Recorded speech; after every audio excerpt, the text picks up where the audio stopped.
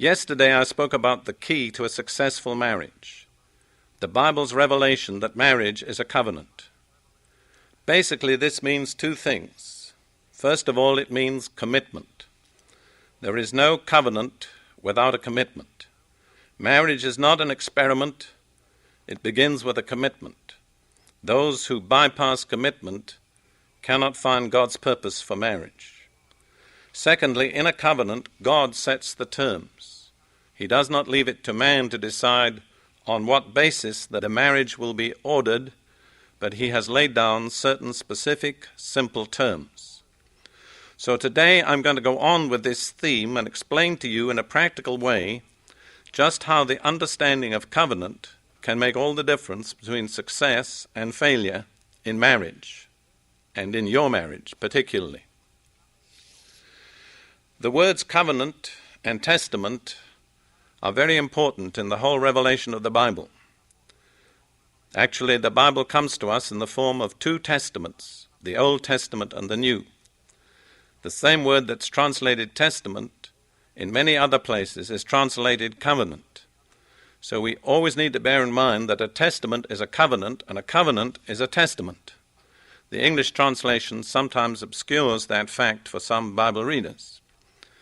Now, the next fact about a covenant is that in the Bible it always required a sacrifice. A covenant could not be made without a sacrifice. And a sacrifice meant the taking of a life, the laying down of a life. In the Old Testament, there was a rather strange method by which people entered into covenant with one another. They would take the sacrificial animals, whatever they might be, they would slay them, cut them in two halves, lay the two halves opposite one another, and then walk together through the two halves of the slain animals. There's a very interesting example of this in Genesis chapter 15, where the Lord himself in this way made a covenant with Abraham. Later on this week I'm going to speak more fully about that, but just lay hold of this fact for the time being, that a covenant is based on a sacrifice, and entering into a covenant is passing with the people whom you're making covenant with through the sacrifice. In other words, the way into covenant is through a life laid down. That's what the sacrifice represents. Now, you might think that this is simply true in the Old Testament, but that's not so. Because in the Epistle to the Hebrews, in the 9th chapter, verses 16 and 17, the writer reinforces this in the New Testament. This is what he says. For where a covenant is, there must of necessity be the death of the one who made it. For a covenant is valid only when men are dead, for it is never in force while the one who made it lives. Now that's a very, I would say, a startling statement. A covenant is only operative, it's only valid when the one who makes the covenant is dead. Now, for us as Christians, the great and final sacrifice is the death of Jesus. There are many passages of the New Testament that speak about this. For instance, in 2 Corinthians chapter 5, verses 14 and 15, Paul says, "For the love of Christ controls us, having concluded this, that one died for all, therefore all died. And he died for all, that they who live should no longer live for themselves, but for him who died and rose again on their behalf." In other words, the sacrifice on which the new covenant is based is the death of Jesus Christ on our behalf. And his death, when we accept it by faith, becomes our death. One died for all, therefore all were dead. Christ did not die actually for himself. He died for us. He died as our representative. His death becomes our death. Romans chapter 6, Paul says, "Now if we have died with Christ, we believe that we shall also live with him, knowing that Christ, having been raised from the dead, is never to die again. Death no longer is master over him. For the death that he died to sin once for all. But the life that he lives to God. Even so, consider yourselves to be dead to sin, but alive to God in Christ Jesus." So you see, the essential teaching about the death of Jesus Christ is that it was the last and final sacrifice for sin, and that his death was substitutionary, that he died for us. And so we enter into the new covenant not through the two halves of a slain animal, but through the death of Jesus Christ on our behalf. But the covenant is only valid if we accept his death as our death. A covenant is not yet valid as long as the one who makes it lives. Jesus died to make the covenant with us. But the covenant only becomes effective in our lives when we reckon ourselves to be dead with him. His death becomes our death.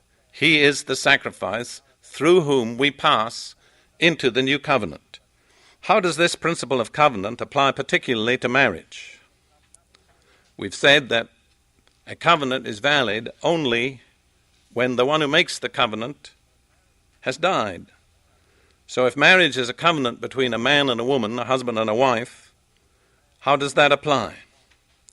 Well, the great basic principle is that the covenant of marriage for Christians is based on the death of Jesus. His death was our death. It's through him we enter into this covenant. And this applies specifically to the covenant of marriage. Now, I've explained this just as clearly as I'm able in my book, The Marriage Covenant. And so I'm going to read a few paragraphs from that book because it says what I want to say just as clearly as I'm able to say it. So I'm reading now from my book, The Marriage Covenant. The sacrifice upon which the covenant of Christian marriage is based is the death of Jesus Christ on our behalf. He is the sacrifice through which, by faith, a man and a woman can pass into the relationship of marriage as God himself ordained that it should be. Just as the Lord and Abraham passed between the pieces of the slain animals, so in marriage a man and woman pass through the death of Jesus Christ on their behalf into a totally new life and a totally new relationship, which would have been impossible without the death of Jesus Christ. The covenant of Christian marriage is made at the foot of the cross. There are three successive phases in the outworking of this relationship. First, a life is laid down. Each lays down his life for the other. The husband looks back at Christ's death on the cross and says, "That death was my death. When I came through the cross, I died. Now I am no longer living for myself." The wife likewise looks at the cross and says the same. "That death was my death. When I came through the cross, I died. Now I am no longer living for myself." Henceforth, each holds nothing back from the other. Everything the husband has is for the wife. Everything the wife has is for the husband. No reservations, nothing held back. It is a merger, not a partnership. Second, out of that death comes a new life. Each now lives out that new life in and through the other. The husband says to the wife, "My life is in you. I am living out my life through you. You are the expression of what I am." Likewise, the wife says to the husband, "My life is in you. I am living out my life through you. You are the expression of what I am." Third, the covenant is consummated by physical union, and this in turn brings forth fruit which continues the new life that each has been willing to share with the other. In the whole realm of living creatures, God has ordained this basic principle. Without union, there can be no fruit. Covenant leads to shared life and fruitfulness. Life that is not shared remains sterile and fruitless. This approach to marriage, which sees it in terms of a covenant, is very different from the attitude with which most people today enter into marriage. Basically, the attitude of our contemporary culture is, "What can I get? What is there in this for me?" I believe that any relationship approached with this attitude is doomed to end in failure. The one who approaches the marriage as a covenant does not ask, "What can I get?" Rather, he asks, "What can I give?" And he goes on to answer his own question. "I give my life. I lay it down for you, and then I find my new life in you." This applies equally to each party, to the husband and to the wife. To the natural mind, this sounds ridiculous. Yet it is, in fact, the secret of real life, real happiness, and real love. So much for my reading from my book, The Marriage Covenant. Let me just take a moment or two to wrap that up for you before I close. There's a life to lose and a life to find. As long as you enter into marriage holding on to your own life, you will not find the life that God has for you in that covenant.